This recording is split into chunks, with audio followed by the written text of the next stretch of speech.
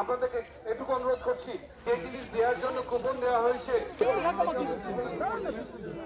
যাদের হাতে কুপন নেই তাদেরকে অনুরোধ করছি দাদা বা বোনেরা, আপনারা একটু সাইডে আলাদা লাইনটা দিন। যাদের হাতে কুপনটা নেই, গর্বের বিষয়।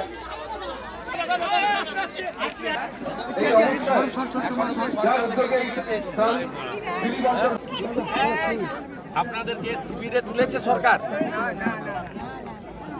শুকনো খাবার দিয়েছে, রান্না করা খাবার দিয়েছে, টারপলিন দিয়েছে, বাচ্চাদের বেবি ফুড দিয়েছে, গরুদের গোখাদ্য দিয়েছে, কিছু দেয়নি।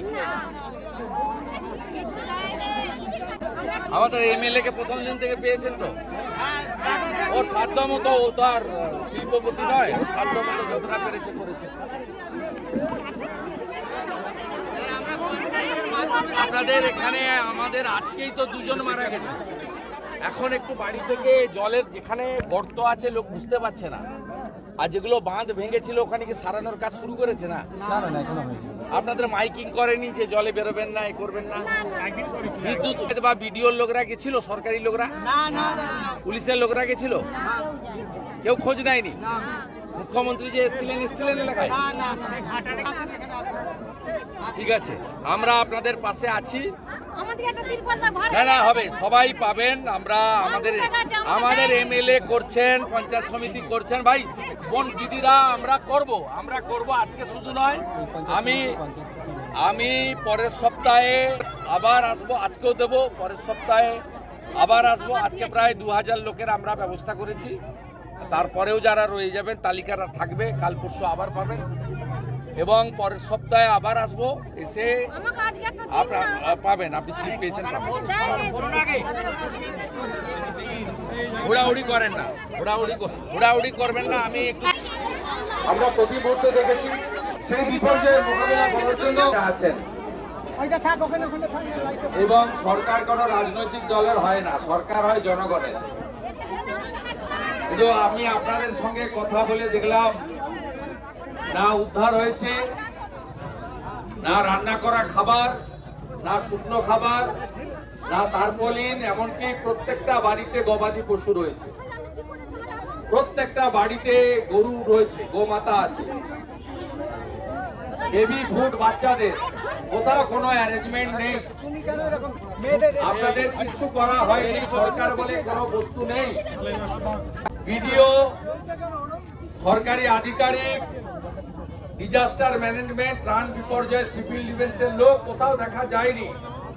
এখনো পর্যন্ত 5 জন মারা গেছে খানাকুল 1 এবং 2-এ।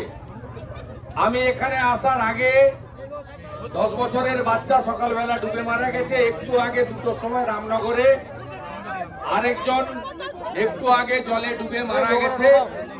নন্দনপুরে মাইকিং হচ্ছে না, উদ্ধার কার্য হচ্ছে না।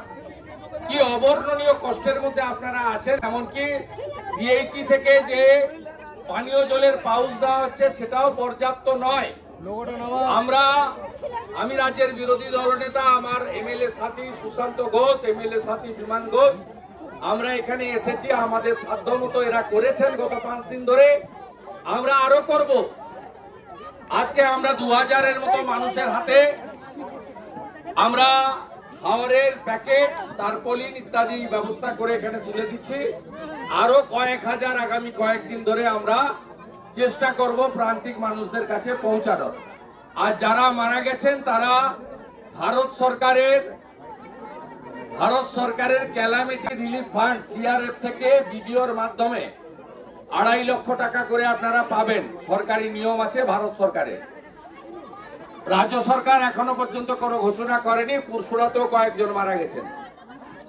আমরা আমাদের পক্ষ থেকেও আগামী দিনে এই মৃত পরিবারগুলিকে সহযোগিতা করার জন্য আগামী সপ্তাহে আমরা আবার আসব। ভারতীয় জনতা পার্টির এখানকার মন্ডলের কার্যকর্তারা আছেন, বিধায়কের নিজস্ব তার সহযোগীরা আছেন, তারা দাঁড়িয়ে থেকে আপনাদের প্রত্যেকের হাতে সেবা প্রদান করবেন। আপনারা এই যে সেবা গ্রহণ করতে এসেছেন, এই জন্য আপনাদের সকলকে প্রণাম জানাই। আপনাদের বিরোধী দলনেতা, আপনাদের বন্ধু শুভেন্দু আপনাদের সেবক বিমান ঘোষ, সুশান্ত ঘোষ আপনাদের সাথে থাকবে। শুধু এইটুকু বলে আমি কয়েকজন আমার মায়ের হাতে কিছু সামান্য ত্রাণ তুলে দেব, গ্রহণ করে কৃতার্থ করবে।